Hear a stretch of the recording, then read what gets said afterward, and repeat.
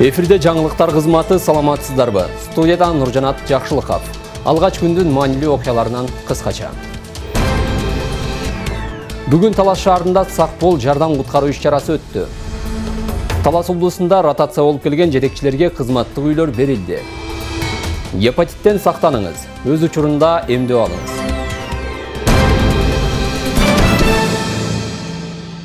Алгач расмий кабарлардан. Министрлер кабинетинин төрагасы Акылбек Жапаров Астана шаарына болгон жумуш сапарынын алкагында Иннопром Казакстан эл аралык өнөр жай көргөзмөсүнө катышты.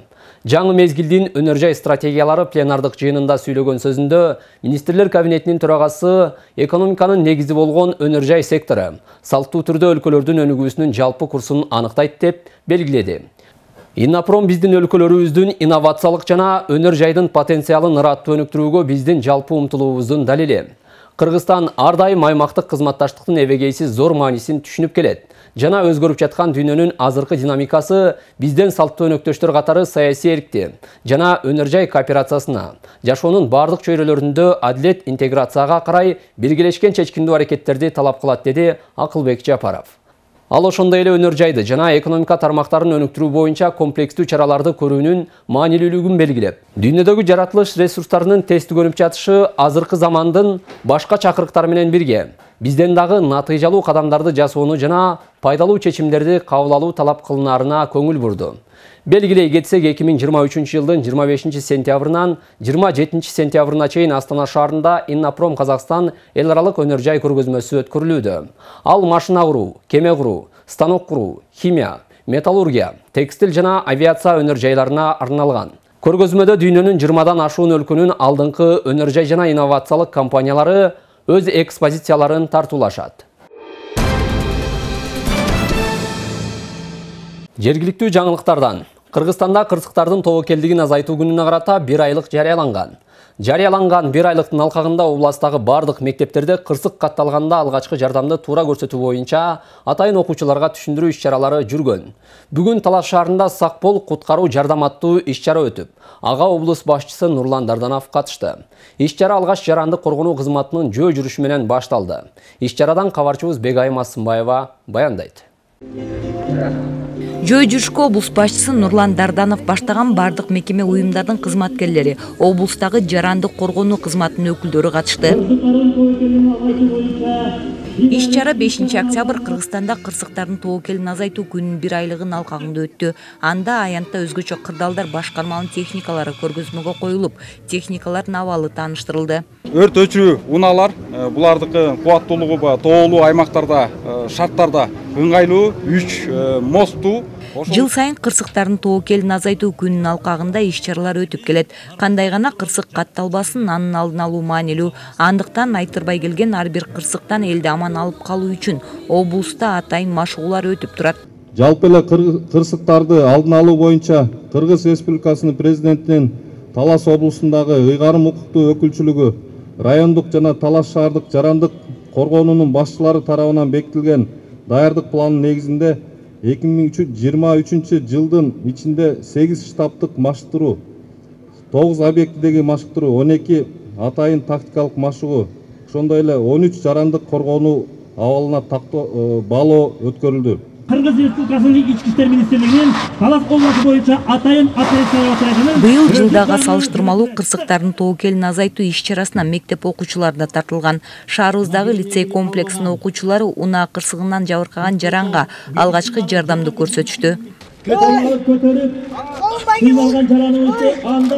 Скорая помощь келгенче бул бала кишини, жарадар болгон кишини дайындап коюш керек да, жардам берипчи. Ошону үйрөтүштү. Жана бул бир жери сынып калса, ошону жакшыраак кылып байлап коюш керек, анткени мындай еще хуже болуп кетиши мүмкүн да. Кырсыктар бизди күтүрбөй келет, ар бир адамга керектүү нерсе деп ойлойм. Ал эми бул окуучулар жалындаган өрттү өз учурунда туура өчүрүү эрежесин практика жүзүндө көрсөтүштү. Ар бир эле жабыркаган жаранга медицина кызматкерлери келгенге чейин алгачкы жардамды туура көрсөтүү адам өмүрүн сактап калууга мүмкүнчүлүк түзөт. Алгачкы жардамды туура көрсөтүү эрежелерин Кызылай коомунун кызматкерлери ыктыярчылар менен бирге көрсөтүштү. Жанын сактап калалы. Иш-чарага катышкан өзгөчө кырдаалдар министрлигинин жарандык коргонуу башкармалынын башчысы Алмазбек Асановдун айтымында Талас областында жарандык коргонуу боюнча иштер жакшы экендигин билдирет. Талас областында өзгөчө кырдаалдардын алдын алууга, ушу кырсыктардын тобокелдеринин алдын алуудагы жарандык коргоо кызматтарынын даярдыгы текшерилүүдө. Өзгөчө кырдаалдардын министри генерал-майор Ажыкеев Бобек Эргешевдин буйругунун негизинде атайын комиссия түзүлүп, бүт Кыргызстаныбыздын ар бир областына, шаарларда, Бишкек ош шаарларында ушундай кырсыктардын тобокелдерин азайтуу күнүнө иш-чаралар жүргүзүлөт. Комиссия атайын комиссия ошону текшерип, анан кийин баа берилет. Ошонун негизинде атайын областарда кандай өзгөчө кырдаалдардын алдын алууда иш-чаралар жүргүзүлүп атканына карата биздин дагы атайын белектерибиз бар. Республикадагы бардык облустарда 5 сентябрдан бери жарандык коргонуу кызматынын даярдыгы боюнча атайын иш-чаралар өтүүдө. Быйыл мектеп окуучулары да тартылган. Андыктан бүгүн Талас облусундагы 4 район, 1 шаардан тандалган окуучулардын өзгөчө кырдаал учурунда кантип жардам берүү боюнча атайын даярдык өттү. Эми тандалган 1 команда 6 октябрда республикада өтө турган таймашка катышууга жолдомо алышат. Бегайма Сымбаева, Чыңгыз Бокошов, Зина Акматова, Талас шаары.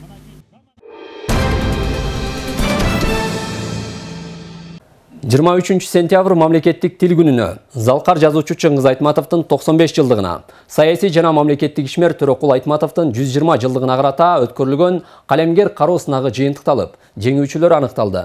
Иш-чарага облус башчысы Нурлан Дарданов катышып, келген меймандарды жана катышуучуларды майрамы менен куттуктады. Кененирээк кийинки материалда сөз болот.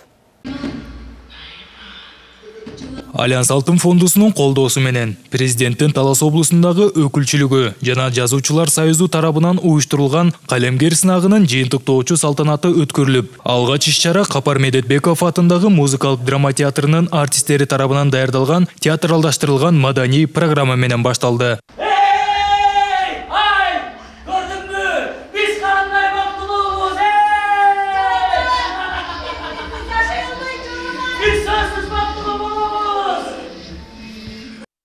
Андан соң иш-чаранын расмий ачылышында облус башчысы Нурлан Дарданов адабияттын алпы, Залкар жазуучу Чыңгыз Айтматовдун 95 жылдыгы, саясий жана мамлекеттик ишмер Төрөкул Айтматовдун 120 жылдыгы, ошондой эле мамлекеттик тил күнүн белгилөөнүн алкагында эне тилибизди даңазолоо менен мамлекеттүүлүктү түптөөдө рухий баалуулуктарды арттырууда ата бала Айтматовдордун зор салымын белгиледи.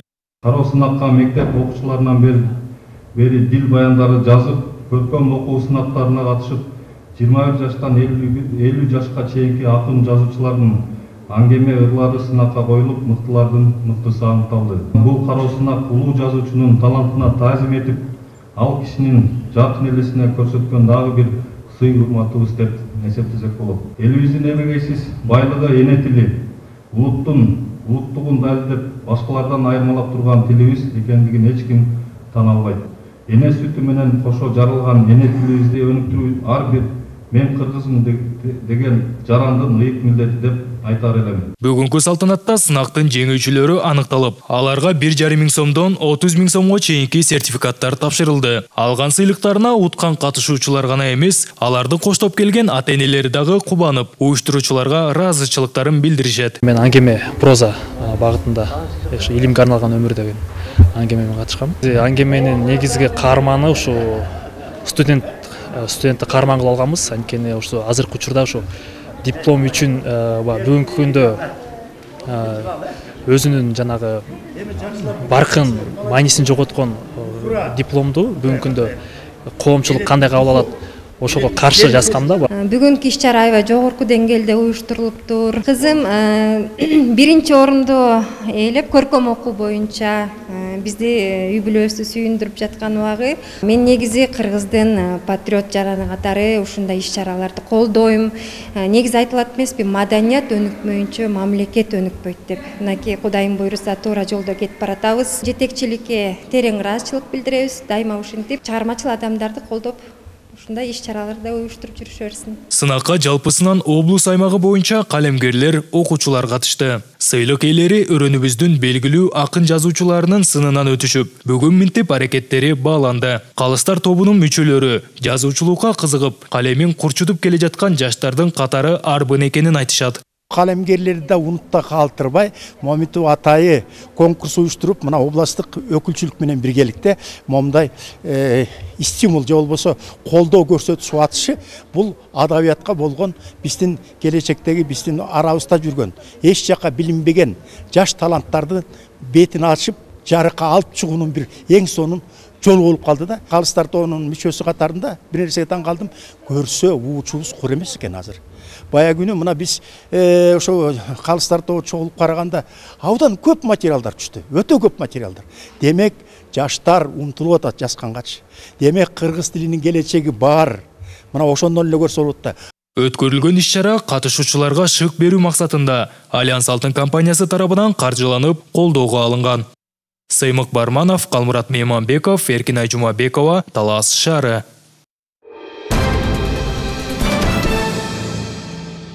Жакшы шарт. Талас облусунун аймагына ротация болуп келген жетекчи жана кызматкерлерге курулган кызматтык үйлөр бериле баштады. Жалпы облус боюнча 27 батир курулуп, алардын 11-и Талас шаарынан орун алган. Кызматка келген жетекчилерге түзүлгөн жакшы шарттар президент Садыр Жапаровдун демилгеси менен ишке ашырылууда. Темага кененирээк кабарчыбыз Сыймык Барманов токтолот.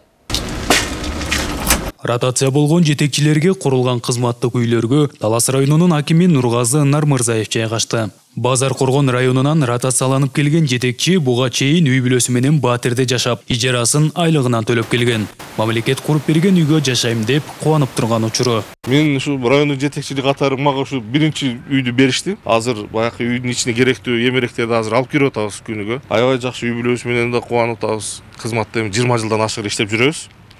Мындай ыңгайлуу шарттар түзүлгөн эмес да, ачыгын айтыш керек. Ушул өзүбүздүн жаныбыздан жалдама квартира төлөп, акча төлөп жашачубуз. Бул да болсо биздин ушул ишибиздин алдыга жылышына, ишибизге баягы ыңгайлуу шарт түзүп берүү боюнча ушу президентибиз тарабынан көрүлгөн камкордук деп эсептейм. Талас облусунун аймагында президент Садыр Жапаровдун демилгеси менен 27 кызматтык үйлөр курулду. 11 батир Талас шаарында болсо, калганы райондордо жайгашкан. Азыркы учурда жетекчилердин 80% аталган үйлөргө жайгашты. Ар бир райондо 5тен 6тан ошондой эле Талас шаарында салынган. Бул жалпы 27 үйдүн 5 кызматтык үй акимдерге жана Талас шаарынын мэрине тапшырылды. Мындан тышкары 11 Талас район шаарларынын судьяларына, 4 ички иштер бөлүмдөрүнүн башчыларына, ошондой эле 4 прокурорго жана 3 райондук улуттук коопсуздук кызматкарларына бөлүнүп берилди.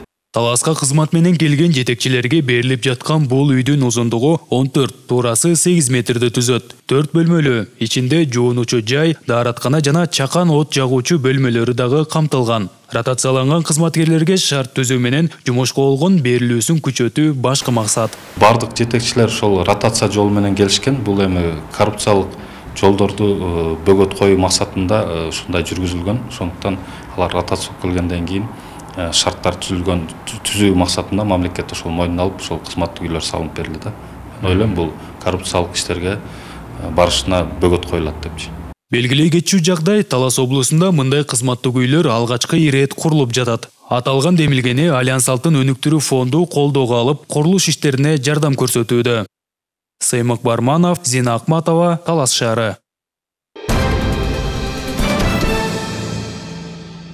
Үстүбүздөгү жылдын январынан тарта республиканын бардык аймактарында гепатит Б илдетине каршы эмдөө жасалып жатат. Эмдөө 23 жаштан 65 жашка чейинки чоңдор арасында жасалууда. Талас шаарында жарандар ушул тапта 3-чү дозасын алып жаткандар бар. Теманы кабарчыбыз улантат. Руслан Мырзаитов гепатит Б илдетине каршы 3-чү дозасын алууга келди. Ал аталган оорунун жугуштуу экенин билгенде дароо эмдөө алууну туура көргөн. Бардык жарандарды аталган илдетке каршы вакцина алууга чакырат. Азыр келип 3-чү дозаны алып кеттим, гепатит Б-ныкына. Ошол көчөдө иштим, ошондой окно ачылып тур поликлиникада вакцина саят, ошого келип алдым. Парикмахерскийде угуп калдым. Ошондой жерде алыш керек, вдруг заражение болуп калбасын деп, ошондой оору көп азыр. ошого келдим. Алып кеттим.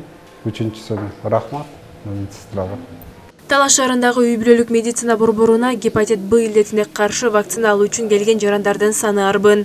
Негизи тест 2000 кишиге келген, ошо 2000 киши тест тапшырып, кан тапшыргандан кийин 3 жолудан алат. Ошондо 6000 доза келген. Январдын 16-сынан баштап салып атабыз. Өздөрү билип, ооба келгендер бар, анан биринен-бирине угуп келгендер да бар арасында. Кес-кесте 40-ка чейин 30 киши, 10 киши күнүгө ар кандай келишет. Гепатит боордун сезгенишине алып келген жугуштуу оору. Анын А, Б, С, Д түрлөрү бар. А түрү эл арасында сарык деген ат менен тараган. Ал жугуштуу келип, кайнатылбаган суудан же ооруган адам менен байланыш учурунда жугушу мүмкүн. Сарыктын калган оор формалары адамга негизинен кан аркылуу жугары аныкталган. Гепатит сарык оорусу кан аркылуу жугат. Буну билесиздер, азыр татуажда болуп атат. Мына акыркы кездерде бизде бир үй-бүлөдөн 4-өө катталды. 4-өөнүн ичинен 2-оосу бул кичинекей балдар болуп атат. Изилдеп келгенде 2-оо тең баягы эмдөөдөн баштаткандар. Убагында албай коюшкан. Анан баягы изилдөө учурунда көрдүк, бир үйдө бирден зуму щетка да колдонсо, бритя колдонсо. Гепатитке каршы вакцина алуу үчүн жарандар атайын экспресс тест тапшырышат. Тесттин жыйынтыгы 15 мүнөттө даяр болот. Тесттин жыйынтыгына ылайык вакцина салынат. Учурда Талас облусу боюнча 8200 эмдөө жасалган. Анын ичинен 3 дозаны толук алгандардын саны 1540 адамга жетти. Бүгүнкү күнгө чейин ошо январдан баштап эмдөөлөр жүрүп атат. Эмдөөгө чейин экспресс тест коюлуп атат. Экспресс тест коюлгандан кийин эле эгер кимдики баягы оору табылса, анда аны ИФА деп коет. Анан ПЦР лаборатория. ПЦР лабораториянында биз анализдерин Бишкекке ташып атканбыз. Бүгүнкү күндө бизде Таласта ушу биздин вирусологиялык лабораторияда иш жүргүзүлүп атат. Талас элинин бардыгын биз чакырып кетет элек. Бул өкмөт тарабынан берип аткан эл үчүн деген өтө бир жакшы иш-чаралар жүрүп атат. Ушуга бардыгы бекер жүрүп аткан учурда толугу менен изилденип алса, андан кийин вакцина алса, эмдөөлөрдү да бекер алышып алат. Гепатит оорусуна каршы эмдөө өлкө аймагында акысыз жүргүзүлөт. Мындан сырткары аталган илдетке кабылган жарандар дагы акысыз дарылануусуна мамлекет шарт түзүп берүүдө. Айжама Байырбек кызы, Бексултан Рахатбек уулу, Зина Ахматова, Талас шаары. Өткөн жумада Камбаркан этнографиялык фольклордук ансамбли Таласта болду. Аты кыйырга кеткен өнөрпоздордун жандуу концерти Талас элине 3 күн бою тартууланды. Улуттук аспаптардын коштоосунда элдик ырлар жаңырды. Камбаркандын жыйынтыктоочу концерти Капар Медетбеков атындагы Талас облустук драма театрында өткөрүлдү. Бул тууралуу кененирээк кийинки материалда сөз болот.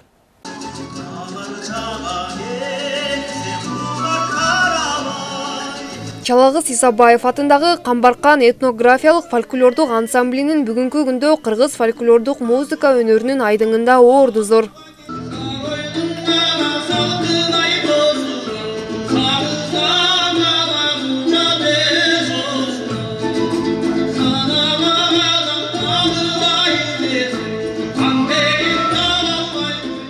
Атактуу ансамбль Талас жергесине келип, Алгач, Айтматов, Манас райондорун кыдырып концерт тартуулашты. Андан кийин өнөрпоздор Талас өрөөнү боюнча сапарын жыйынтыктап, Талас облустук драма театрында концерт беришти.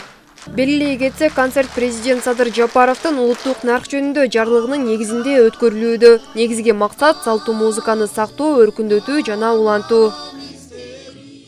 Азыркы аламдашуу глобализациясы жүрүп турган учурда президентибиздин жарлыгы менен улут наркы жөнүндө деген жарлыктын негизинде биз ушул атайын улуттук баалуулуктарды, нарктуулуктарды биз кантип сактап, кеңейтип, өркүндөтүү максатында улуттук музыканы элге жайылтып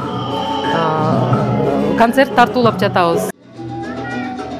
Токтогул Сатылганов атындагы улуттук филармониясынын алдында уюшулган Камбаркан ансамблинин солисттери Талас облусунан тышкары республика боюнча жерлерде өздөрүнүн өнөрлөрүн тартуулашууда. Чыныгы кыргыздын музыкалары менен, ыр-күйлөрү менен, фольклору менен талас элин кубантып атабыз деген ойдо турабыз да. Биздин концертибиздин башынан аягына чейин бир демени угуп отурушат угармандарыбыз. Бул биз үчүн абдан мындай шыгыбызга шык кошуп атат да. Ыр күйлөргө, ушундай жандуу музыкага, кыргыздын чыныгы фольклоруна эл абдан суусап турган маал экен да. Көрүүчүлөрдүн айтымында кыргыз калкы мына ушундай улуттук фольклордук обондорго куштар. Концерт эң сонун болуп атат. Мурун баягы телевизордон көргөндө как-то бир көп эметпейсиң, азыр жандуу үн менен, өз көзүң менен көргөнүң аябай сонун экен, рахат экен, жакшы, аябай жагып атат бизге. Анан баягы эл кичине азыраак болуп атат. Болбосо кандай сонун адамдар, артисттер келген экен, ошону аябай көрсөк болмок, көрүшсө болмок эл. Камбаркан ансамблине келип концерт көрүп атканыбызга абдан сыймыктанып атам. Кыргыздын нукура кандай гана аспаптары, үндү жакшы ырлар, залкарлардын ырлары ырзалып атканына абдан толкундануу менен көрүп атабыз. Болгону эл астыгы менен кейипти. Кыргыздын көөнөрбөс баалуулуктарын ала жүргөн өнөрпоздордун ушундай иш-чаралары эл арасында байма-бай болушу элге руханий азык берет. Сөз кезегинде жергиликтүү бийлик Борбор калаадан келген өнөрпоздорго ыраазычылык билдирди. Кыргыз элине кызмат кылып келген улуттук фольклордук ансамбльда анан Камбаркан бул биздин улуттун жүзү, кыргыздын сыймыгы. Ошондуктан биз аябай талаш жергесине келгенине кубанычтабыз. Азыркы учурда ушундай улуттук музыка, фольклор өтө бааланууда. Жандуу үн деген кандай керемет. Ошондуктан биз Камбаркан ансамблына ак жол тилейбиз. Сапарлары узак жана байсалдуу болсун. Президент Садыр Жапаровдун улуттук нарк жөнүндө жарлыгынын негизин өзөк кылып, белетте өнөр тартуулаган Камбаркан сапарын башка аймактарда да улантууда. Бактыгүл Дүйшенова, Илхан Арстанбеков, Мелис Элебесов, Талас шаары.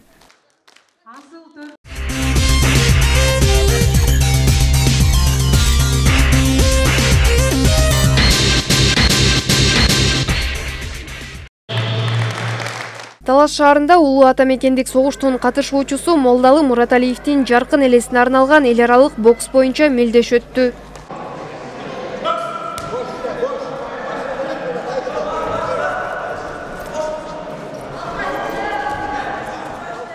Төрт күнгө созулган бокс боюнча эл аралык мелдештин 11-этабы жыйынтыкталды. Кудай буйрса жакшы өттү. Таза жеңиштерди алышты биздин балдарыбыз. Бул молодежный турнир болду жаш өспүрүмдөр арасында. Буну Кудай буйрса, мына бүгүн аяктап, мен ойлойм бул турнир уланат. Дагы көпкө чейин азыр биздин Талас областы боюнча 4 мектепте окуган окуучуларыбыз Азиялык чемпионатка дайынданып жатат. Кудай буйрса, жакшы ийгиликтер жаратат деген ойдомун. Тыныстан Алыбаев бул мелдешке 2 ай даярданган. Уюштурулган бокс боюнча оюнга жалпы 200 оюнчу катышып, таймаш кызуу жүрдү. Жыйынтыгында каарманыбыз 1-орунга чыгып, ийгилик жаратты. Буйруса Азиядагы бар. Ошого талыкпай эмгек кылабыз. Тек гана Таластын эмес, Кыргызстандын желегин желбиреткен аракет кылам. Бул жеңишти апама арнайм. Апама чоң рахмат. Эл аралык мелдеште Талас облусунун спортчулары да намысты коргоп, алдыда болуучу азиялык оюнга жолдомо алышты. Бүт областтан келишти. Талас областы 1 чемпион, 1 серебро, 4 бронза алдык. Кийинки могул эметкендер уже чемпионат Азияга даярданабыз. Дай бурса Астанада 21-ден 4-ноябрга чейин. Ошол дай бурса аяктан дагы утабыз деген үмүттөбүз. Бокс боюнча эл аралык мелдештин соңунда жеңүүчүлөр аныкталып, атайын кубок, медаль жана кызыктыруучу сыйлыктарга ээ болду. Бактыгүл Дүйшенова, Мелис Элебесов, Эркинай Жумабекова, Талас шаары.